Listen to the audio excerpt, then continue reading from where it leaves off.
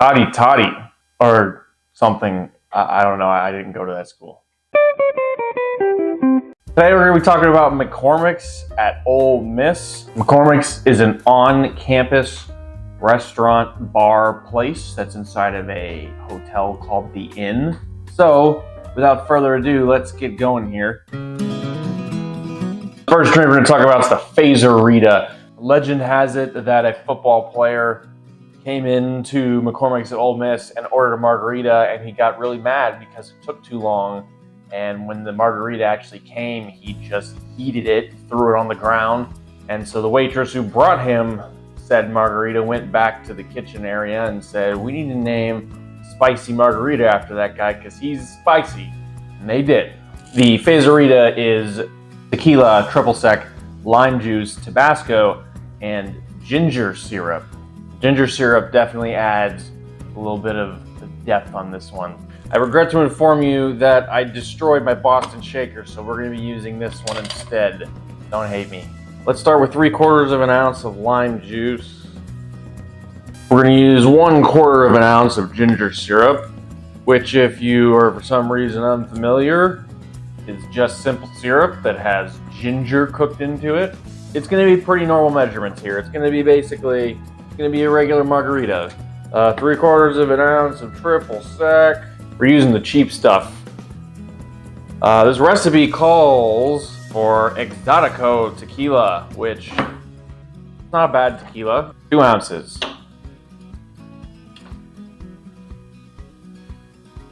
Recipe calls for Tabasco. I'm going to use 2 dashes. Feel free to use more or less. And then you shake it. I've already rimmed my glass with the tahini.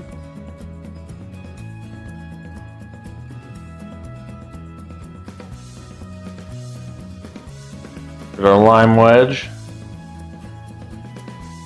Bada bing, bada boom. Let's see how it is, the Faser Rita. I mean, what can I say? It's a margarita. Kind of in the base of the flavor, it's ginger instead of there's a very specific agave flavor. It's ginger instead, and then obviously at the end you get a little bit of Tabasco. I think I would honestly use more Tabasco for me personally, just because of the dasher top on here did not let a lot of it out, and I'm not picking up a lot of Tabasco on the back end. So for me, I would have used more Tabasco personally. See how it is with the tahini. Oh, even better. I think tahini should be on every margarita instead of salt. That's my hot take for the day. That's yummy. Next one we're going to do is going to be the Black Walnut Old Fashioned. When I first learned about this drink, I was told that this is going to be my new favorite Old Fashioned, and I was very skeptical. But I have to admit that now I make every single Old Fashioned that I make for myself basically in the style of this drink. It's very good.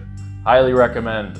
We're going to start brown sugar simple syrup. I refuse to make an old fashioned with any other kind of sugar after this. I exclusively use brown sugar simple now. We're going to use 2 bar spoons. 2 bar spoons is somewhere in the ballpark of 1/4 of an ounce. Maker's Mark Bourbon, 2 ounces. It does really well. It complements the brown sugar flavors and the walnut flavors that we are going to add with Black Walnut Bitters. For the same reason as the Tabasco, I'm going to use a little bit more than I would normally use because I don't really like the dasher they have on this bottle. I feel like compared to like an Angostura bottle, for whatever reason, the Fabbri Brothers, it dispenses less. So I usually double or almost double the amount of bitters that I use when I'm using Fabbri Brothers. Plop some ice in there, give her a stir, and then a cherry instead of an orange peel. And then give it a little more stir because you got that syrupy stuff. I'm using maraschino cherries. The recipe calls for a different kind of cherry that I don't remember what it's called, but I may or may not have forgotten to buy them, so maraschino cherry will do. There it is, the Black Walnut Old Fashioned. Let's see how it is.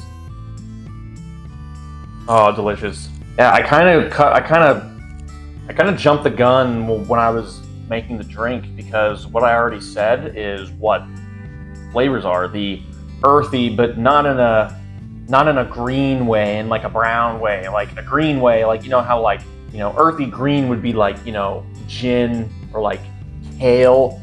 This is brown. This is like dirt, like, you know, black walnut, brown sugar. Incredibly smooth, and the Maker's Mark really does a really good job of pairing with those other two ingredients.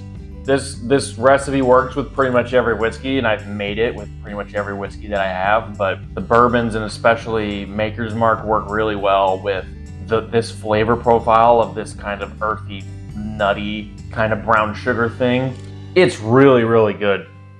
I haven't put an orange peel in an old fashioned in quite a while. Ever since I started, once I learned about this, I've just been doing this. I haven't made an old fashioned with Angostura or orange peels in however long it's taken me to make this video. That's how long it's been since I made an old fashioned like that. This is fantastic. So those are the drinks from McCormick's at the inn at Ole Miss. They're pretty good, actually. They're like pretty good drinks. On this channel, I've done a lot of chain restaurants, and some of the drinks have been questionable, and some of them have been kind of ridiculous. But these aren't that. These are actually good quality drinks, and you should make them. As always, thanks for watching, and I'll see you in the next one.